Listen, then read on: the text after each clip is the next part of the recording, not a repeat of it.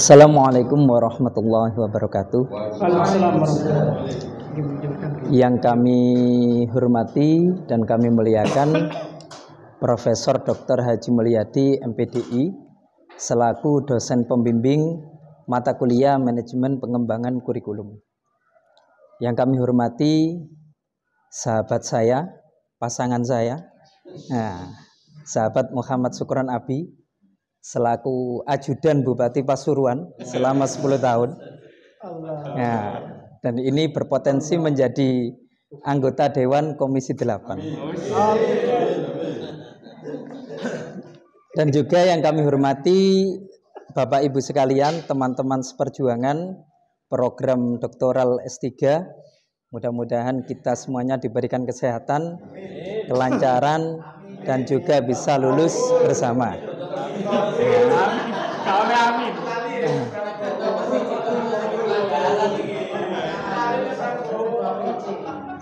Di sini kami akan mempresentasikan tentang judul implementasi kurikulum. Tadi sudah dijelaskan dalam kelompok 07, kami kelompok 08, sama-sama pasangannya kelompok 07 tidak memakai kopiah.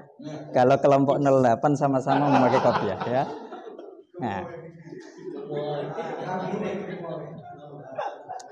Dan tadi sudah dijelaskan tentang perencanaan kurikulum. Nah, sekarang implementasi kurikulum. Kami dari kelompok 08. Nah, ini foto kami, ya. Nah, yang pertama dari Mojokerto, yang kedua adalah dari Pasuruan, ya.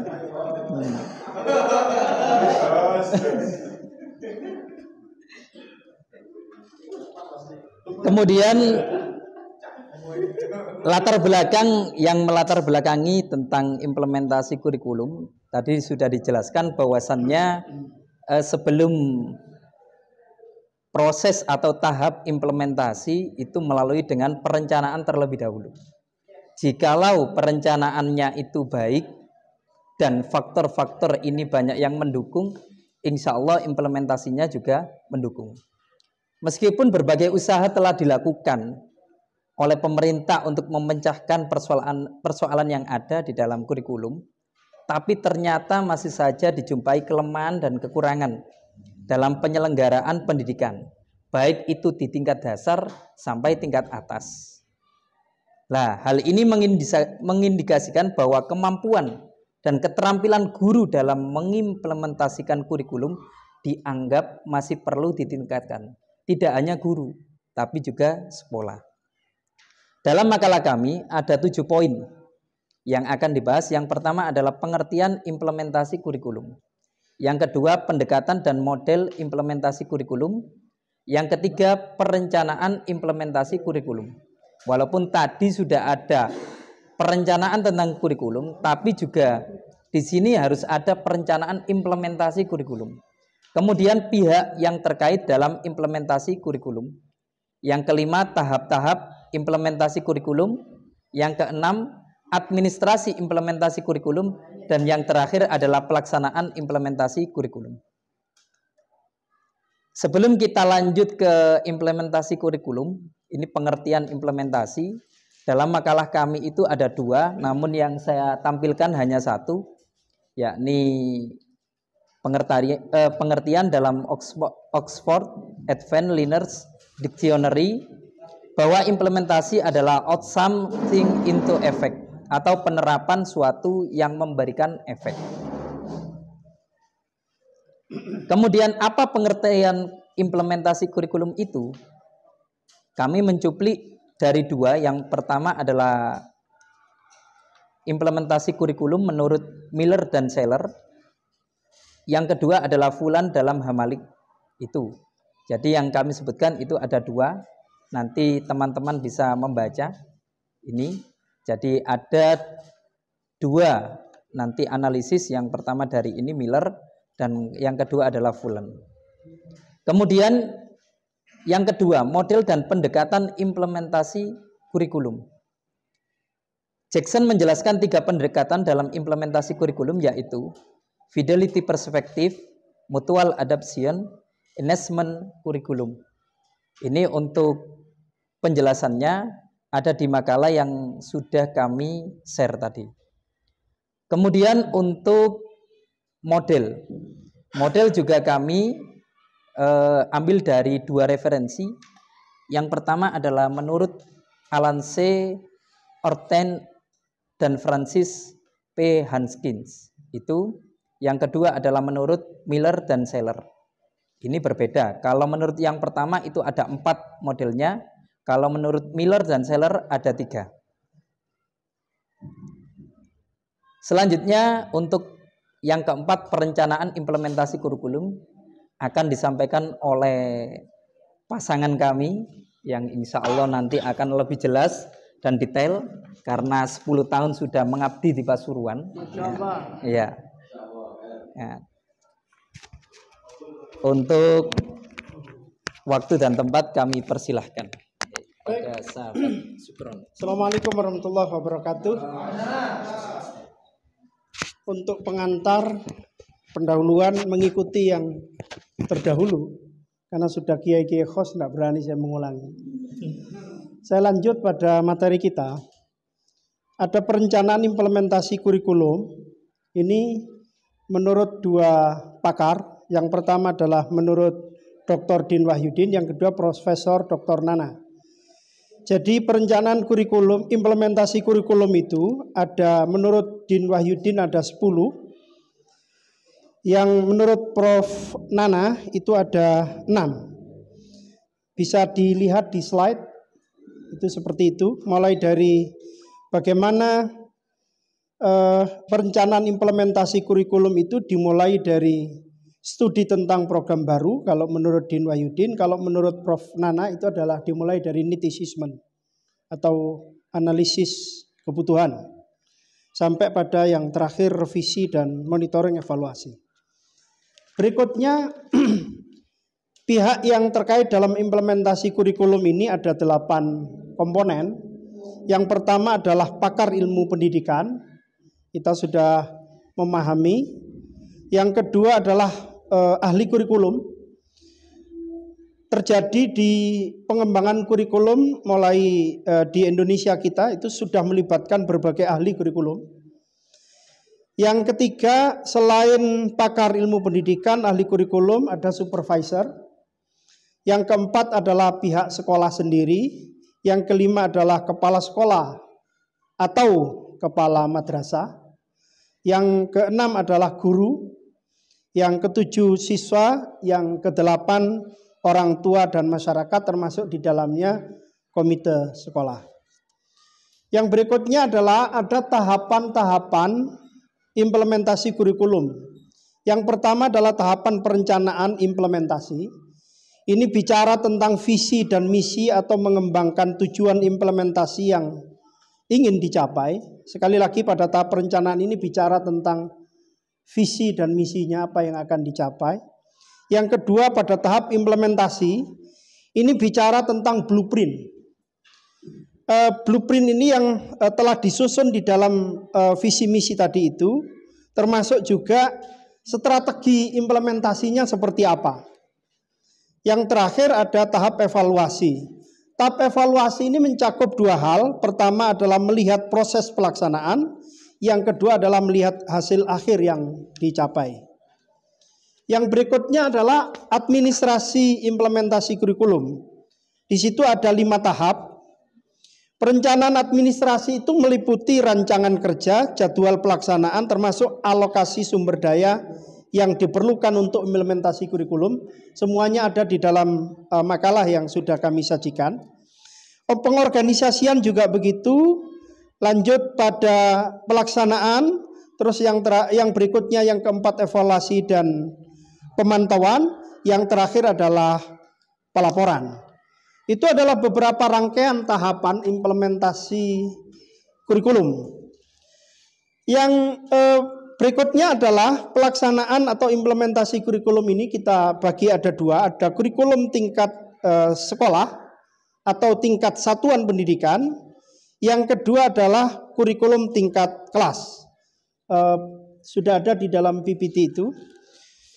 Yang berikutnya adalah kesimpulan. Sekali lagi, sebagus apapun perencanaan, sebagus apapun visi, sebagus apapun misi, sebagus apapun blueprint termasuk strategi implementasi, tanpa ada komitmen di antara kita sebagai pelaksana implementasi kurikulum ini, maka tidak akan bisa tercapai. Saya tambahkan sedikit bahwa ternyata ada kendala juga. Ada 5 faktor yang menjadi penghambat implementasi kurikulum itu. Yang pertama adalah guru yang tidak inovatif. Yang kita sama-sama memahami kadang-kadang guru tersebut itu tidak mau ribet, tidak mau repot. Ini yang akan menghambat implementasi kurikulum itu. Yang kedua adalah guru yang tidak berpengetahuan. Artinya tidak berpengetahuan itu ya tidak mau belajar lebih lanjut. Yang ketiga, tidak tersedia sarana. Ada juga sekolah-sekolah kita, madrasah-madrasah kita itu yang mohon maaf dalam tanda kutip itu sarananya masih masih minimalis. Jadi itu menjadi faktor kendala. Yang keempat, ketidakcocokan kebijakan dengan inovasi. Kadang-kadang mohon maaf ini ada faktor internal dan eksternal. Ada faktor internal di lingkungan sekolah atau di lingkungan satuan pendidikan itu. Ada juga faktor eksternal yang melibatkan berbagai instrumen. Salah satunya adalah kebijakan yang sifatnya politik. Yang kelima, tidak adanya motivasi bagi pelaksana inovasi. Yang penting OYEP, yang penting kayak gitu-gitu itu. Jadi tidak ada motivasi untuk melakukan satu perubahan yang begitu kompleks di sana. Sekali lagi, sahabat-sahabat sekalian yang saya hormati, kunci pendidikan itu, tujuan utama dari pendidikan itu sebenarnya adalah seperti yang ada di dalam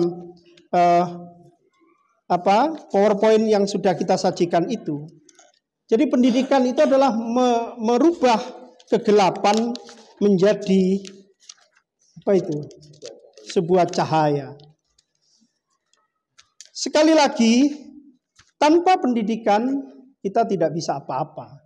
Tanpa pendidikan itu suasana hati kita akan redup dan suasana Indonesia kita akan redup. Kan begitu. Maka sekali lagi untuk bisa mewujudkan sebuah cahaya itu, untuk bisa mewujudkan cahaya itu, pendidikan itu kita kembalikan lagi kepada definisinya. Pendidikan adalah proses perubahan. Perubahan dari apa? Perubahan dari aspek pengetahuan, artinya bahwa setelah kita mengikuti proses pendidikan, maka yang belum tahu akan menjadi tahu. Disitulah ada aspek pengetahuan. Yang berikutnya ada aspek attitude atau kemauan. Jadi orang yang sudah berproses di dalam pendidikan itu, selain mendapatkan pengetahuan, dia akan self-confident dan attitude-nya akan bagus. Yang ketiga ada aspek perilaku. Kita sama-sama tahu, walaupun dalam tanda kutip, itu ada pengecualian-pengecualian yang kita saksikan selama ini di Indonesia kita. Tetapi substansinya adalah orang yang sudah ikut proses pendidikan pasti perilakunya akan baik. Yang terakhir adalah proses perubahan pendidikan itu adalah ada aspek kinerja atau performan. Sekali lagi, jika orang lebih berpengetahuan, lebih berkemauan, maka tentulah ia akan mewujudkan performan yang lebih baik. Cahaya akan terwujud kalau aspek pengetahuan, aspek sikap, perilaku, dan kinerja itu kita lalui bersama-sama. Kurang lebihnya mohon maaf. Wallahul muwaffiq ila aqwamit thoriq. Assalamualaikum warahmatullahi wabarakatuh. Ini termasuk adalah kepala sekolah yang sekolahnya juga sekolah penggerak. Jika nanti jawaban ini tidak puas, maka nanti bisa ditanyakan karena pihak yang terkait itu juga ada ahli kurikulum. Di sini juga ada Pak Amin gitu ya. Jadi itu di situ. Kalau kami mungkin termasuk orang tua atau masyarakat ya. Kalau yang sebelah saya ini adalah pakar ilmu pendidikan ya. Itu. Kemudian jawaban yang kedua, pertanyaan yang kedua tadi, bagaimana program baru yang diminati masyarakat, ya, ini bisa dimasukkan kurikulum untuk meningkatkan kuantitas. Karena rata-rata di sekolah swasta, khususnya pedesaan, yang di situ di sebelahnya ini madrasah, yang sebelahnya ada sekolah, atau sekolah juga ada sekolah. Mungkin sekolah satu dengan sekolah dua ini berdekatan, sama-sama saling berkejaran tentang murid, ya, memperbanyak murid dengan cara-cara yakni program ide baru. Lah dalam makalah kami ini juga disebutkan kalau implementasi kurikulum ada model TORI di sini, ya. Itu ada model TORI. Di sini adalah model yang menggugah masyarakat dalam mengadakan perubahan. Jika kalau memang kurikulum ini kurang baik, ini kalau ada program-program yang baru, ini bisa dimasukkan. Karena tidak harus istilahnya apa ya, kegiatan seperti yang memang terlalu formal, hanya pramuka saja, tidak. Tapi bagaimana sekolah ini bisa, yaitu tadi, yang pertama adalah meningkatkan kuantitas. Biasanya ini dalam swasta. Baru kalau kuantitasnya ini sudah baik, baru kualitas. Karena di sekolah madrasah, yang di madrasah beda dengan sekolah, khususnya yang negeri. Ini biasanya, wah kalau enggak, kadang tidak terlalu ngurus lah bahasanya, bahasa kasarnya itu, antara kuantitasnya itu, yang penting kualitas, sedikit berkualitas tidak masalah. Tapi kalau swasta di model kualitas terlebih dahulu, biasanya agak lari biasanya. Kita harus ada menawarkan dulu kuantitasnya dulu biar tertarik. Mungkin kalau ekstra ada, kalau pramuka itu biasanya sudah wajib. Kok di situ nggak ada drum bandnya? Misalkan di sekolah sebelahnya kita tambahin ekstra drum band. Nah ini menggugah dari masyarakat. Oh karena senang kuantitas. Kalau sudah banyak baru nanti kualitasnya dibangun. Karena kita sudah bisa mulai menarik, ya. Ada iuran-iuran dan lain sebagainya, itu bisa. Itu seperti itu. Ini untuk jawaban kami. Dan ini juga bisa menggunakan model TORI yang ada di makalah kami. Itu ada. Nah, mungkin nanti lingkungan ini akan menerima ide-ide baru sebagai harapan untuk mengimplementasikan inovasi dalam praktek serta menyediakan beberapa petunjuk untuk perubahan. Jadi seperti itu.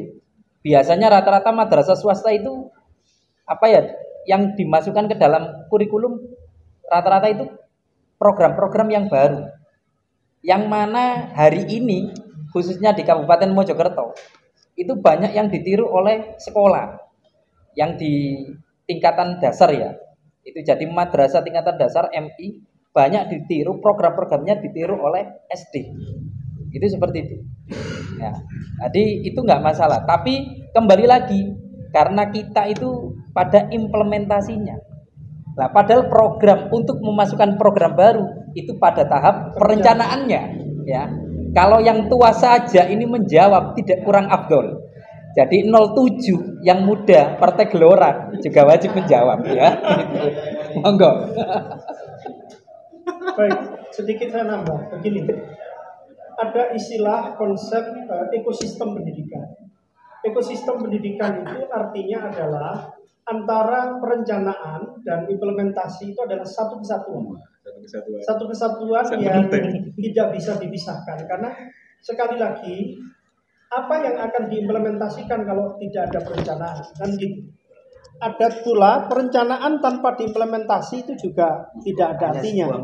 Artinya disitulah ada istilahnya blueprint tadi atau milestone di dalam ekosistem pendidikan kita. Dan alhamdulillah dalam waktu bulan-bulan ini ada yang namanya uji publik terhadap hasil evaluasi pelaksanaan implementasi kurikulum Merdeka.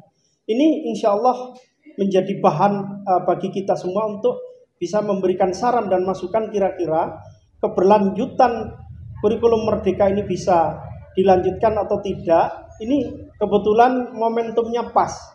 Sekarang ini ada uji publik evaluasi secara nasional yang dilakukan oleh Kementerian Pendidikan dan Kebudayaan dan Ristek Dikti.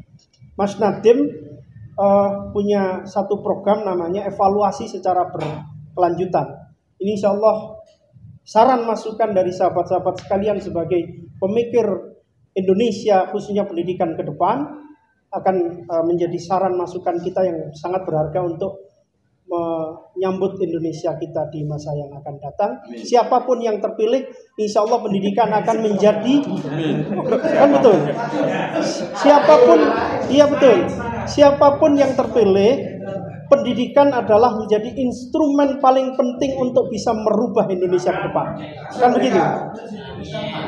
Makanya Mas Nadiem punya instrumen namanya evaluasi secara total tadi. Matur nuwun saran dan masukan yang insya Allah akan kita bawa pada forum-forum yang seperti itu. Matur nuwun. Proses perencanaan kita implementasi dari sekian sekolahan itu selesai semua. Kemudian pelaksanaan juga selesai di tahun ajaran ini. Begitu mau evaluasi kita nggak tahu karena kita sudah dipindah gitu ya. Nah sesungguhnya mungkin jenengan sebagai praktisi implementasi kurikulum merdeka di hari ini kayaknya seperti apa evaluasi implementasinya di dunia pendidikan sekolah. Kami mohon pencerahan mungkin diskusi seperti itu. Terima kasih pertanyaannya dari Pak Nur Rohmat, sangat bagus sekali karena juga masuk tahap evaluasi ya. Kami mungkin bertiga ini adalah di dunia pendidikan dan sebelah saya ini pengambil kebijakan ya, pemangku kebijakan. Nah itu. Nah, karena di sekolah kami khususnya implementasi ini baru berjalan 6 bulan ini. Baru 6 bulan. Kumer ini baru 6 bulan. Ini yang sekolah kami ya Pak. Nanti karena jawaban dari dua teman kami ini nanti jelas berbeda. Ya, karena beda takarannya Pak. Ya, itu. Jadi kami baru 6 bulan Pak. Dan dalam 6 bulan ini itu belum maksimal Pak tentang diseminasi tentang kurikulum merdeka. Jadi pertama contoh untuk BIMTEK kurikulum merdeka, padahal itu tidak hanya 1 atau 2 hari, malah lebih. Kami mengikuti itu cuma 1 hari. 1 hari itu pembukaannya molor Pak, sampai jam 12 selesai. Jam 3 pulang. Nah, dapat apa kita? Kemudian jarak kurang lebih hanya 2 minggu. Kita disuruh membuat kurikulum merdeka yang ditandatangani oleh Kasipenma. Akhirnya apa Pak? Copy paste Pak. Jadi belum evaluasi saja kita nggak tahu Pak. Nah itu mungkin nanti bisa dari sahabat kami termasuk yang di tengah ini adalah termasuk sekolah penggerak yang tahu pasti nanti bisa evaluasi Pak. Kalau kami implementasi ya itu tadi copy paste dan kami masih bertanya-tanya dan penerapannya kami dalam menerapkan ini masih rata-rata mayoritas 60-70% masih menggunakan K13. Hanya yang kegiatan di P5RA itu hanya itu saja yang kita pakai. Yang lainnya ini kami belum paham karena apa di dalam BIMTEK itu tadi Pak. Hanya 1 hari dan waktunya cuma sedikit. Padahal ini membutuhkan banyak kalau dilihat dari isinya kurikulum merdeka. Dan nanti apalagi gurunya. Ya, ini masih isinya saja tentang kurikulum merdeka, belum lagi gurunya. Dan nanti pengimplementasiannya. Bahkan hari ini Pak, sudah semester mau membuat rapot. Rapotnya saja Kumer itu belum tahu Pak. Ya, belum tahu. Bagaimana kita evaluasi? Mungkin dari sahabat kami nanti bisa menjelaskan ya, atau yang sebelahnya mungkin yang lebih tahu ya, nanti ditutup oleh yang bagian pemangku kebijakan Pak. Hal ini sebelumnya itu sudah pernah dijelaskan dalam pemakalah, insya Allah Pak Nur Rohmat pada saat itu tidak masuk mungkin. Ya. Itu tentang mulai kurikulum awal sampai terakhir kurikulum merdeka. Dan tadi ini kan adalah masih tahun ketiga, Pak. Sama dengan K13 dulu. K13 awal, Kurtilas itu masih awal-awal tahun kedua atau tahun ketiga. Memang belum bisa dievaluasi. Tapi kalau sudah lama, mungkin karena ini kan faktor-faktornya ini banyak sekali. Terutama banyak lembaga yang belum menerapkan kurikulum merdeka secara keseluruhan. Mungkin hanya 1 kelas atau 2 kelas atau bahkan ada yang belum. Nah, ini yang mungkin pemerintah juga belum bisa mengevaluasi. Kalau lembaga jelas rata-rata yang belum maksimal, jelas enak Kurtilas daripada kurikulum merdeka. Tapi kalau yang jadi sekolah penggerak yang bisa merasakan mungkin enak kurikulum merdeka. Jadi seperti itu. Jadi kita memang masih belum bisa untuk mengevaluasi, mungkin butuh beberapa. Sama dengan pengantin baru kan belum bisa mengevaluasi. Kalau masih hanya kalau sudah 10 tahun, 20 tahun baru, oh ternyata itu kayak itu ya. Jadi terima kasih ya.